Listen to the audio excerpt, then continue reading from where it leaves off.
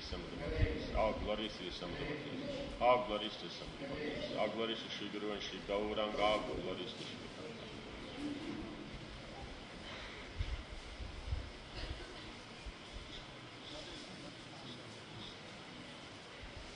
Om Namo Bhagavate Vasudevaya.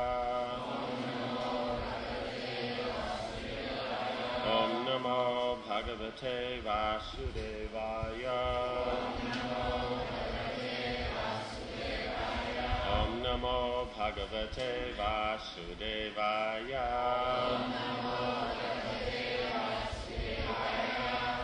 Yat Pada Seva Bhiruchis Tapasvinam Asesha Janmo Pachitam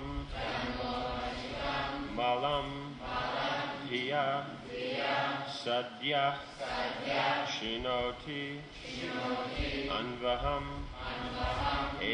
Ehati Sati Yatha Parangushta Vinishrita Sharit Yat Paraseva Bhiriruchita Pasvinam Asesha Janmo Pachitam Malam Dhiya Sadyakshinotyam Vaham Etadi Sati Yatha Parangushta Vinishrita Sarita Yat Paraseva Bhiruchista Pasvinam Asesha Janmo Pachitam Malam Dhiya Sadyakshinotyam Vaham Etahi Sati Yatha Parangushta Vinishrita Sarit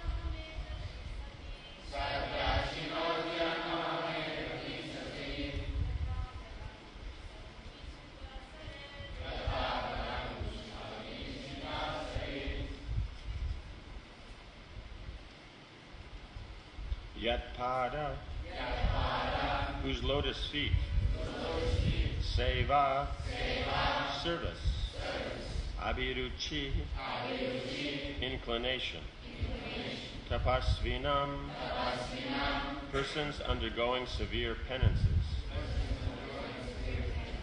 ashesha, innumerable, janma, birth, upachitam, acquired, malam, dirtiness, jya, mind, sadhya, immediately, shinoti, destroys, anvaham, day after day,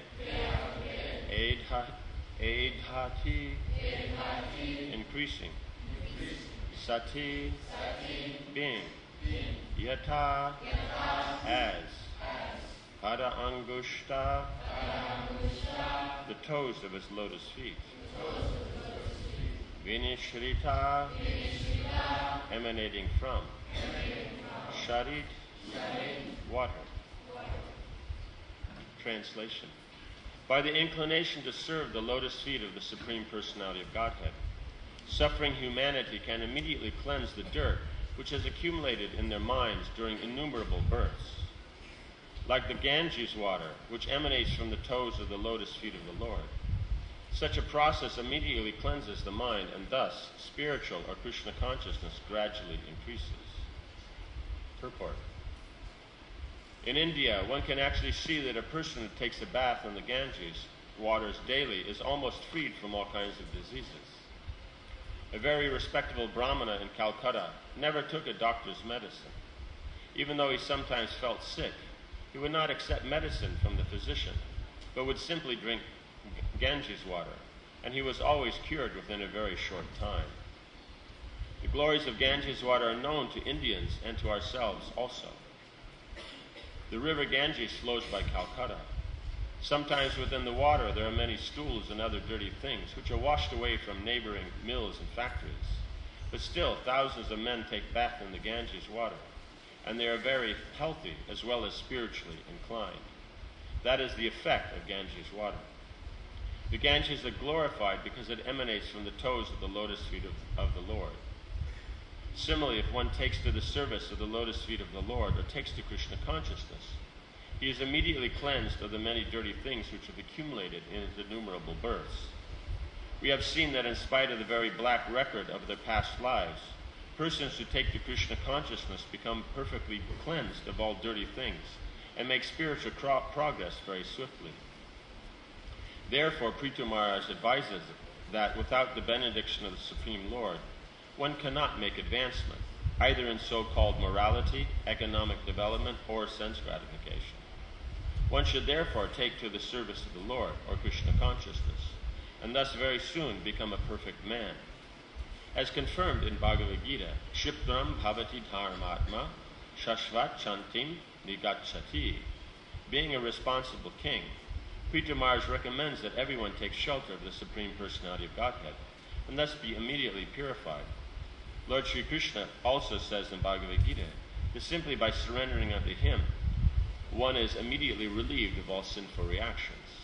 As Krishna takes away all the sinful reactions of a person immediately upon his surrender unto him, similarly the external manifestation of Krishna, the representative of Krishna who acts as the mercy of the Supreme Personality of Godhead, takes all the resultant actions of the sinful life of the disciple immediately after the disciple's initiation. Thus, if the disciple follows the principles instructed by the spiritual master, he remains purified and is not contaminated by material infection. Sri Chaitanya Mahaprabhu therefore stated that the spiritual master, who plays the part of Krishna's representative, has to consume all the sinful reactions of the Lord, that one will advance in any direction, materially or spiritually. And since we always put the material as secondary, we don't discuss it much. But occasionally like this, then it has to be brought out, lest we forget that there is no material plan that will make you materially successful. Not one. Not even a part of one. Not even a drop of one. It's only by the grace of the Lord, by following His directions, that you'll get any benefit. Otherwise, the same. Why is it one person gets one benefit and the same person does the other? They get a different benefit. Right? For example, one person, he's getting benefit in his life by following the laws of God. He writes it in a book, and other people try to follow it, don't know that that's actually what they're doing, think it's some tricks, and they're never successful. Not one of them. Why not?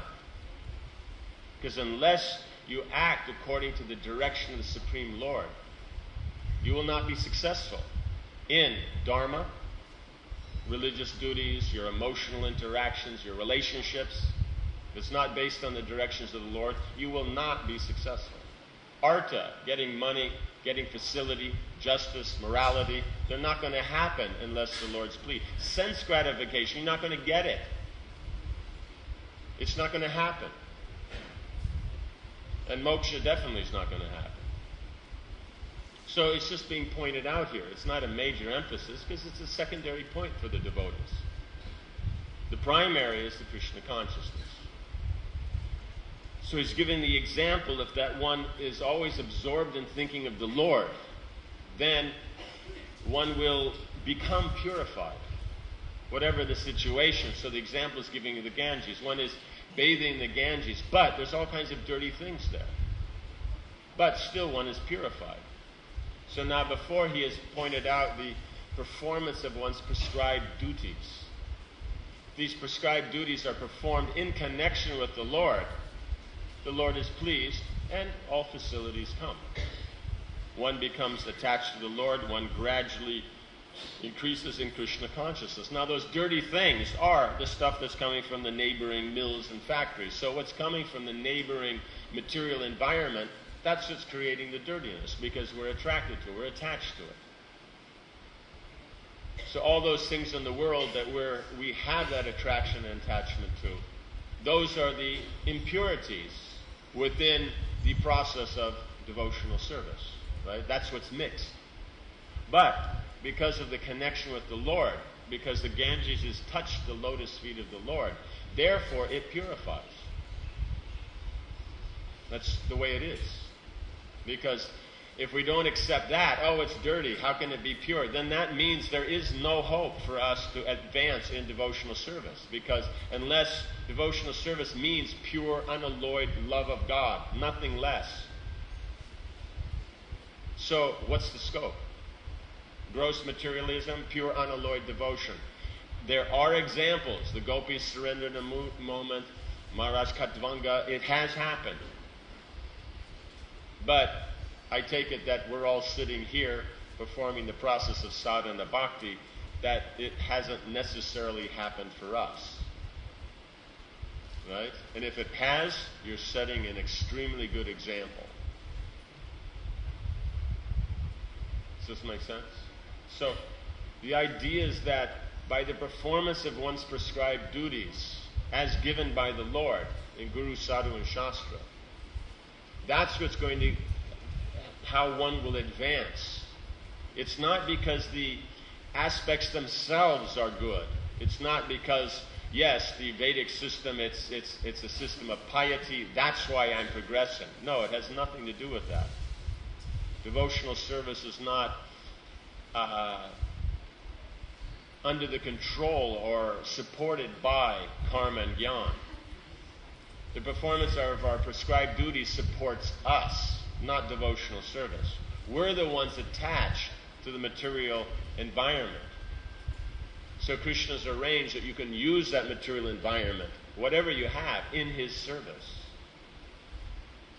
That's the concept. So by using that in his service, that's where we get purified. We're going to use it for ourselves. So the results are for ourselves. So not much benefit.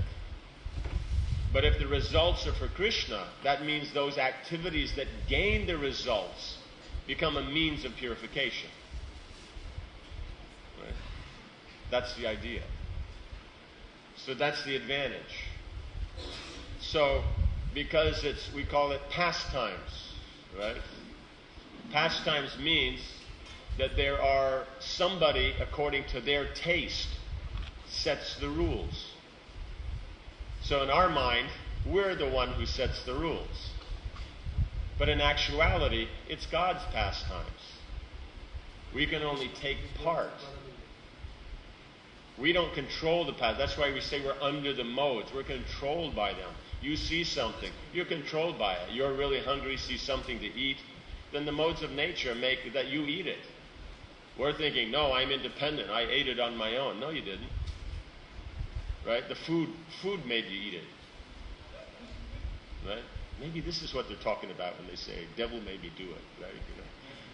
You know? Yeah, so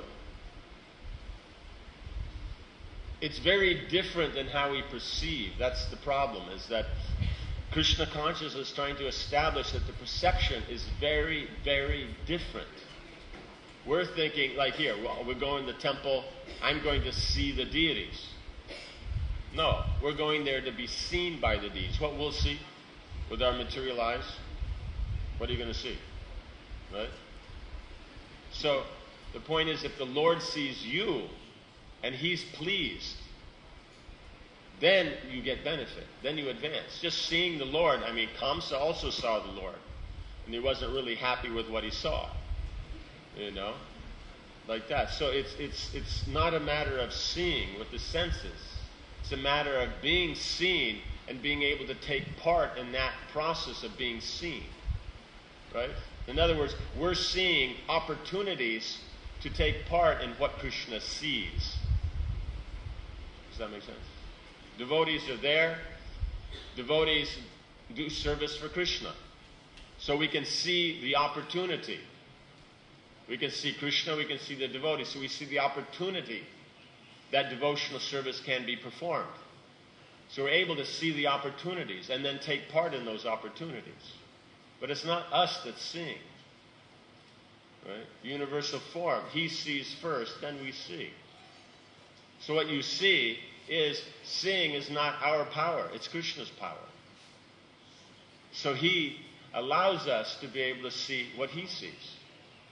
Now the difference is He sees it in connection with Himself. We see it in connection with ourself. So if we bring how our seeing of what the Lord sees in line with how the Lord perceives it, then one takes up the devotional process. Right? That's the reality of what's going on. I mean, we all have our own ideas of what's going on, but that's not what's going on. So here he's saying is that this process, because it's touched to the lotus feet of the Lord, therefore it becomes special. So your prescribed duties, your activities, whatever they are, in Dharma, Artha, Karma, and Moksha, they become purified and they elevate you to the platform of devotional service because of their touch to the Lord, not because they themselves have some inherent power. Right? So making money, management, your arts, your knowledge, these itself will not gain you the Lord. But used as mediums, like the Ganges, right? By regularly taking part, one is purified. That's the process. Right? Now we may say, no, but it's material. But if it's material, why are we doing it? Right? It can't be spiritual. So then what is? Okay, chanting the holy name, but when it says 24 hours a day, then what are you doing about it? Right? Japa's hour and a half, 2 hours, and then? What about the other 22 hours? Right? Arjuna's hair was chanting. He's asleep. You go up, you can listen. His hair is chanting. Right? So, the point is this is the environment we're in. We use the environment we're in. Mother Jashoda uses her house to serve Krishna. Right? The cowherd boys and the gopis use the forest to serve Krishna. It's the environment they're in. They have a spiritual environment because they see everything in connection to Krishna. We have a material environment because we don't. When we use everything in relationship to Krishna, then we're doing exactly what they're doing in the spiritual world. One can say, no, this is not spiritual, but that's mundane vision. Because otherwise we're going to say it's just water. And not only that, it's dirty water. But it says all those cultured and educated, they're taking back.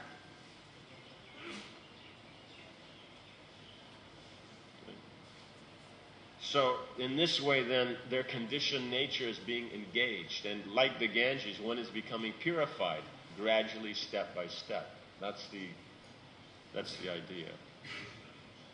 So he's recommending everyone does this. And so that means what's touched to the Lord. And now how do we touch to the Lord? That's through the spiritual master.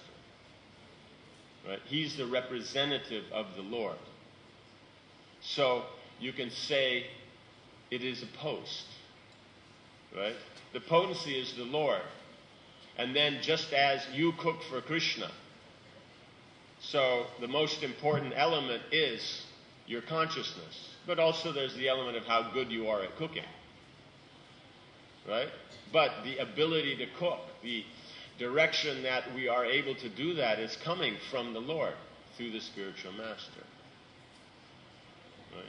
So this is the via media. So through that, then we are able to see. So as the Ganges has touched the lotus feet of the Lord, our connection with devotional service is through the spiritual master. We're not going to be touching the lotus feet of the Lord directly. It's by the grace of the spiritual master.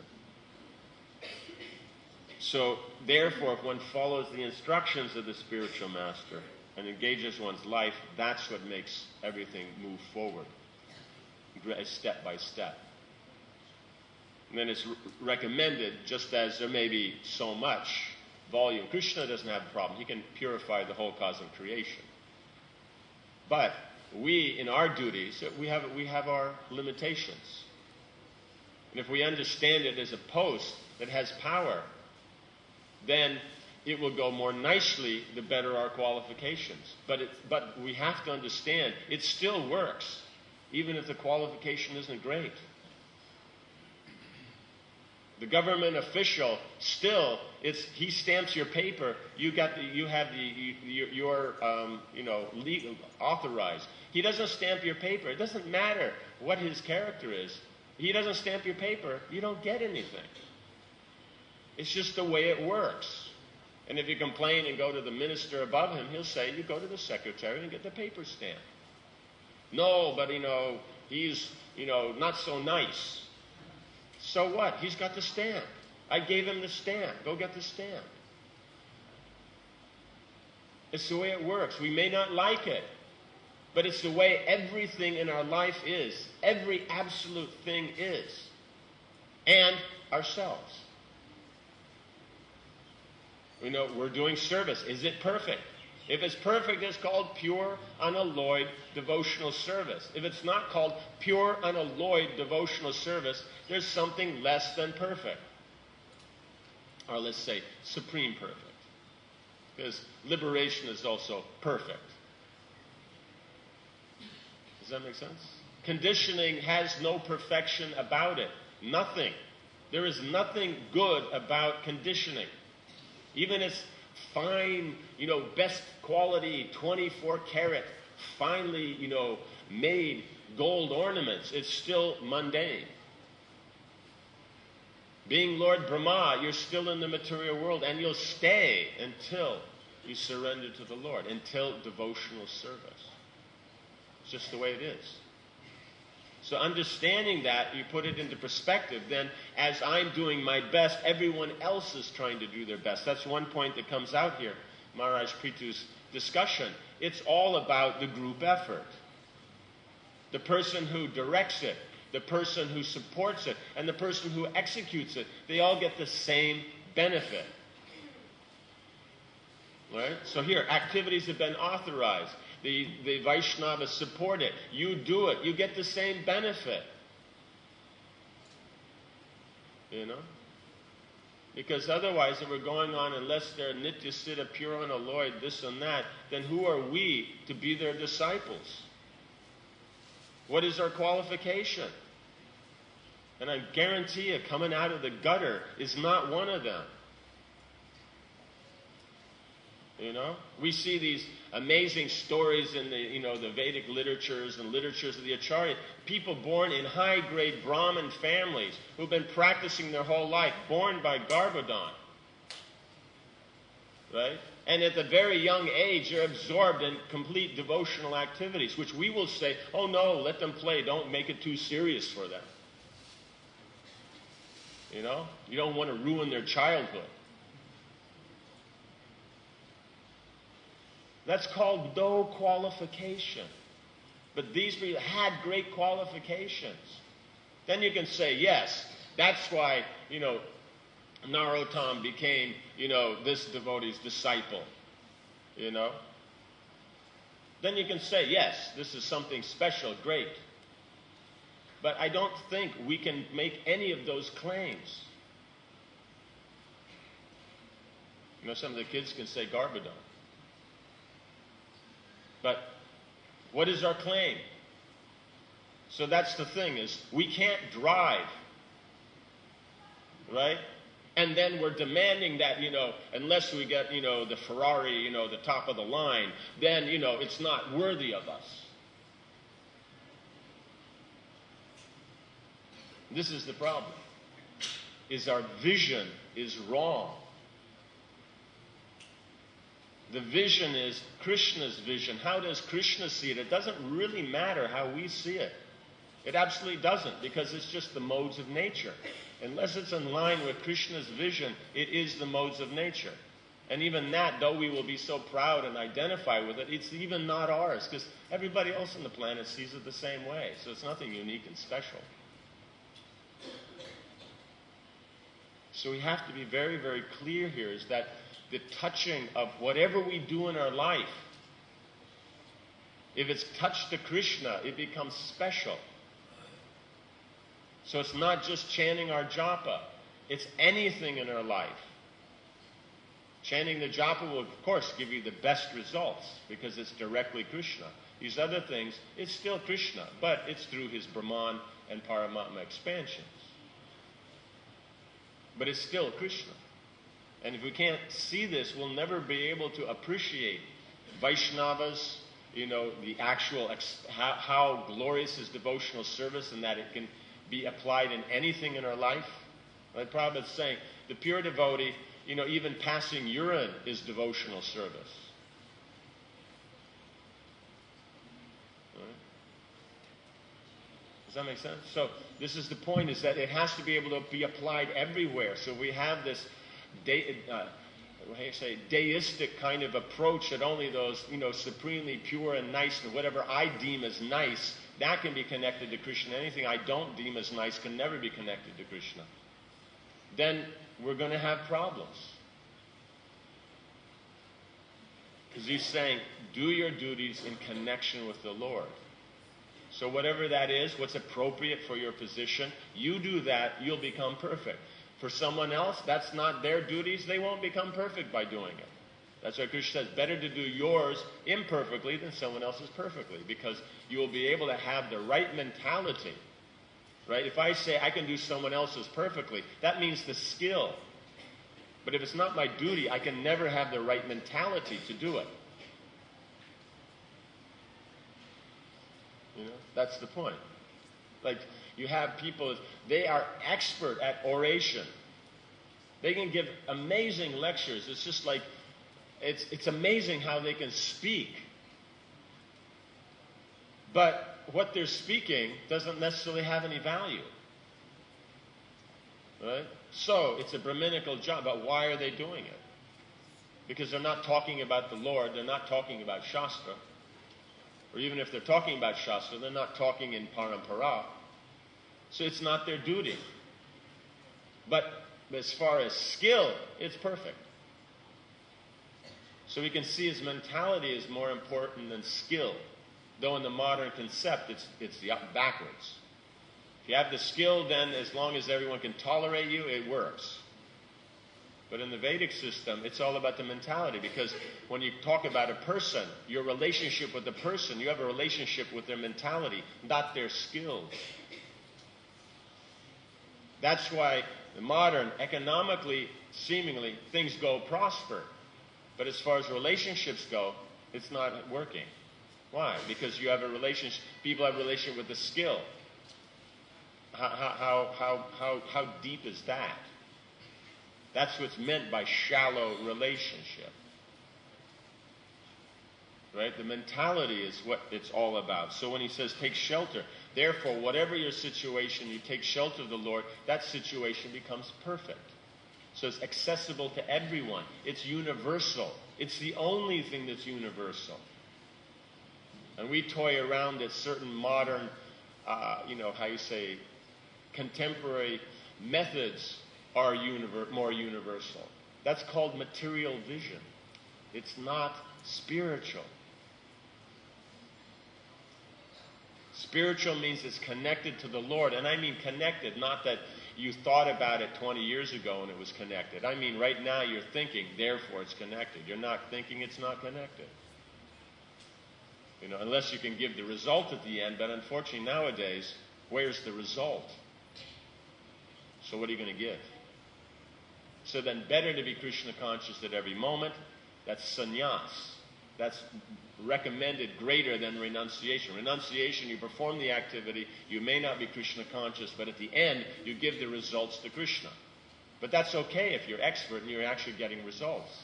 You're performing your duty for your nature, so you are getting results. Then you can give it to Krishna. Right? But if you're trying to do duties that aren't your duties, then you're not going to get a result, so how are you going to give anything to Krishna? Right? So better work on the mentality. Because the transcendental position is the actual, real nature of the soul. The real occupational duty. So that, even if one doesn't have much material skill, one can be perfect in his life. In fact, that's the only way to be perfect. Any questions? Yes?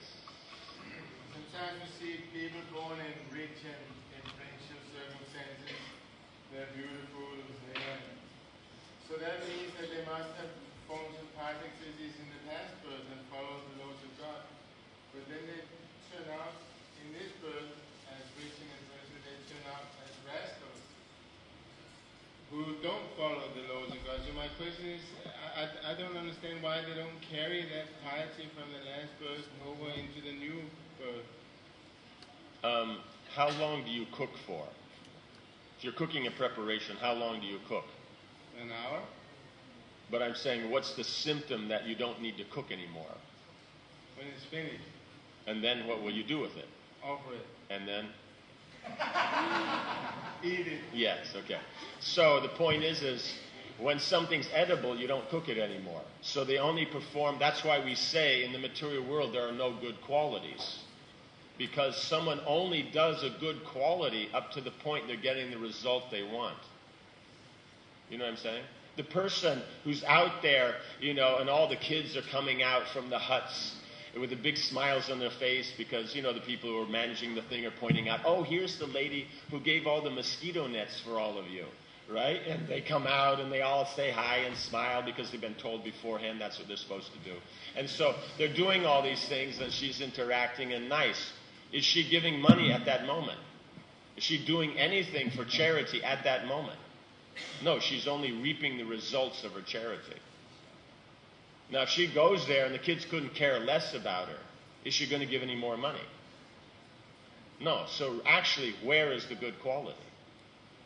Right? It's intelligent in that they understand good work gets good results, but it's still a mercantile, mentality.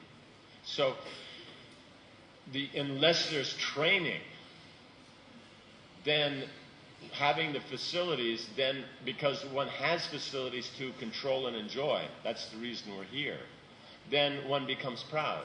Because you have the facility, you have the money, you have the influence, you have the social status, you have the beauty, you have the education. So others are trying to get that. You already have it, so you've already made it. But in the Vedic concept, there's no such thing as made it until it's called pure unalloyed devotional service. That's called made it. But then even then, they never stop. It's constantly going on. So this idea that I'll make it and then I can sit back and enjoy the results, that's a misconception born of the mode of ignorance, that results last eternally. No, results only last for how much the work is done. I work 1 week, I get paid for 1 week, but I think I'll get paid for 1 week every week for eternity. No, you worked 1 week, you get paid 1 week. So without training, so that's why you'll see it means if you're looking in general, that those who are coming from families that are generally more, you could say, religious-minded, and so there's training for the children, you can see them generationally having those qualities you talk about.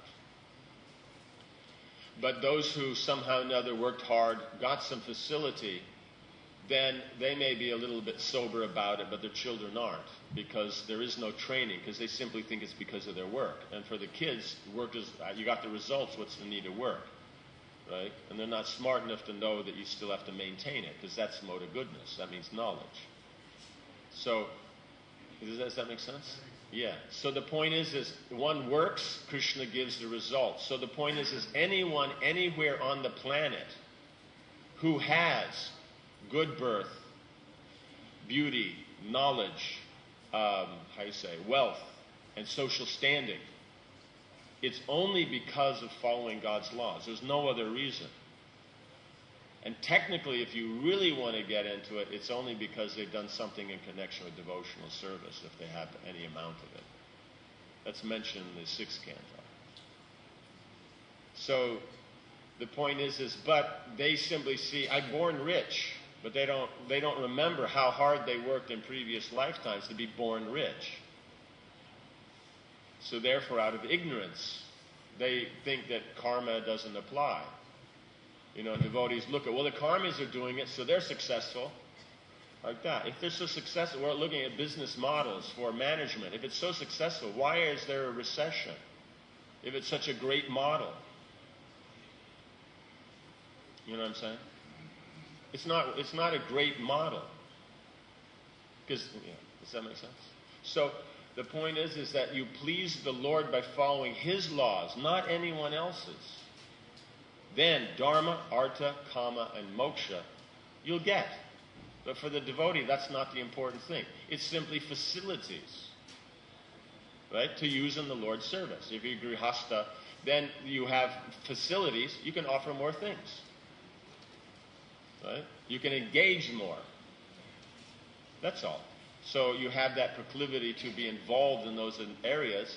So the grihasta ashram provides for that. That means there must be economic development. You know, there must be engagement of the senses. Does that make sense? You know, like that. You're offering nice foodstuffs to the Lord, so you're eating nice foodstuff. Right? So the senses are engaged. You have nice things. Right? But it's following the Lord's law that you have it. You don't follow, you don't have it. It's that simple. And it doesn't matter if you've taken up devotional service or not. The laws of dharma, artha, kama, and moksha are the same. And they're awarded by the same person. Just the materialist, he only gets the one benefit of following God's law. That is the material result. Right? While the devotee gets two. They do that, perform that activity to please Krishna, so they get devotional advancement and the material result. So, and the point is the pleasing of the Lord. That's the real point. Because getting material facility is nothing. Getting the Lord, now that's something special. When the Lord gives Himself, because there's nothing else He can offer, that's a value. Right? Krishna is mentioning to the gopi. He's indebted to, he has nothing else to give them. Right? Simply that love, pure unalloyed love for Him. That's the only thing He can offer. Right? That they have expressed. So that's the topmost. The facilities aren't so important. The residents of Vrindavan have better facilities than Mathura, Dwarka, or Vaikuntha. But nobody really worries about it. Nobody cares. It's not that they neglect it. They take care of it because it's used in Krishna's service. But the opulence that they have that's so far beyond Vaikuntha, that's not of interest to them. So for them, facility simply means opportunities to serve Krishna. So that's what we're supposed to look for here. We look from Krishna's point of view, what is the opportunity to serve the Lord, rather than what is my opportunity to control and enjoy. Then it works. Does that make sense? And the material just comes on the side. So people either by training or by accident do the right thing, and they get the result. You know? But better, it's scientific. Vedic civilization, it's scientific. What are God's laws? Follow them. The modern, they call it science, but it's called hit and miss. You don't really call that science. I don't know what I'm doing, but there's so many opportunities, or whatever is here, I'll use my intelligence and look at all the different elements. What could I do with, what are the possibilities? And so I try one possibility, it didn't work. I try another possibility, and then if I get something, I see great, and then we say, great scientist, so learned. It's hit and miss. You know what I'm saying? But we call that science. We call that quantum. Huh?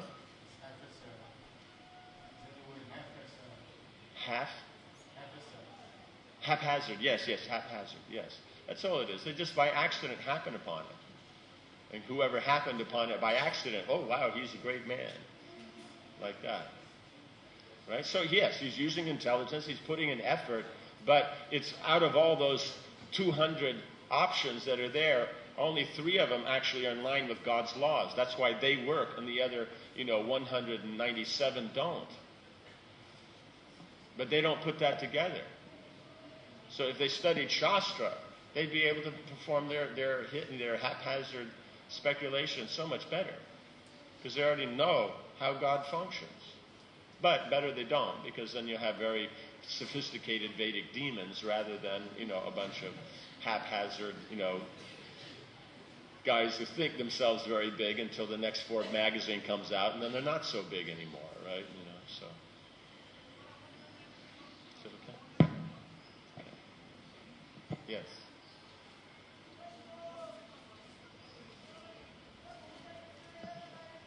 I hear you speaking about how it's what the Vaishnava support is what would reap a good result. And I find there's often a confusion about that. And one time, just recently, one young boy, he was saying that he was so adamant about it that the only purpose of a woman is to have children. And I thought, oh my God, this is, just, I don't know how he could come up with such a... And so I wanted you to speak that's the pious form of how all the other men in the world see women. And so maybe you can speak about how the importance of parents is so crucial to children. It means the point of parents is the training, but why is someone a parent? Because they have a particular need to be involved in that emotional exchange of the parent-child relationship, right? The point of anything in this world is how to connect it to Krishna and how to uplift yourself. Every body of knowledge is written so that you can be Krishna conscious by following it. Unfortunately, people only see the technique and don't see the Krishna conscious purpose. But otherwise, all the Shastras that people don't, the parental rasa, it is no different. It's simply meant to, as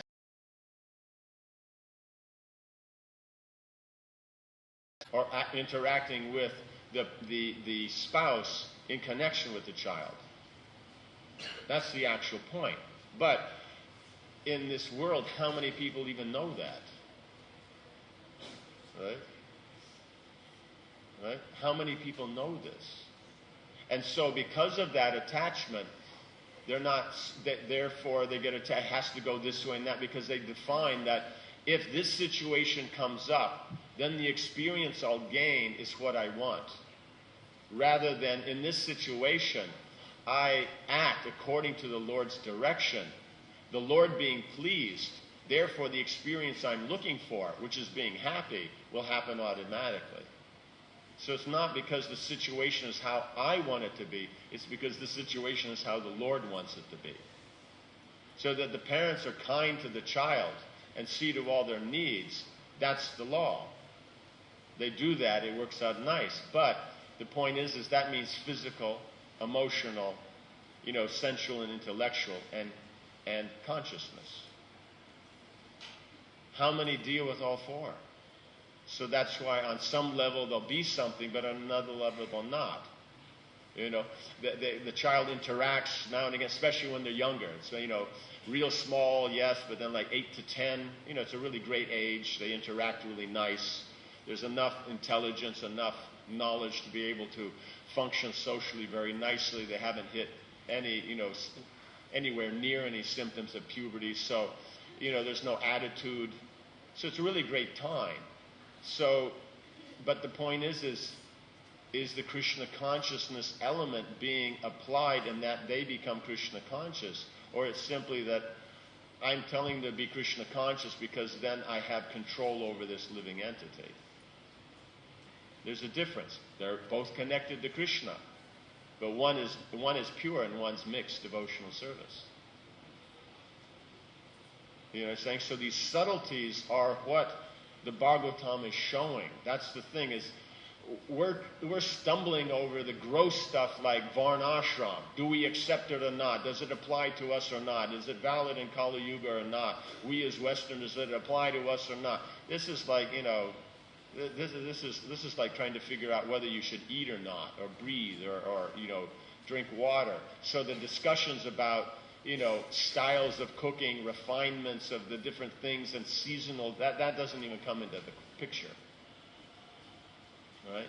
So the parent then, if they are dealing in that way properly, in other words, if the child sees that the father is dealing with the mother based on the emotional content of the relationship, then he'll pick that up.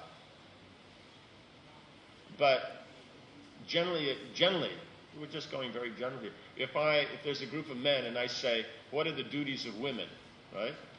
Handle, be submissive to the husband. Anything else? You can add your one more that the kid mentioned. And that's it. Where was the sharing in the material attachments that one has by conditioning, and sharing in the process of engaging that in Krishna's service? I have not heard that come out of one mouth of one person embodied in the male form in 30 years of asking the question. Why? Because every man thinks the wife is just to control and just to serve. But the point is unless you are controlled, unless you serve, how are you going to get control and get service?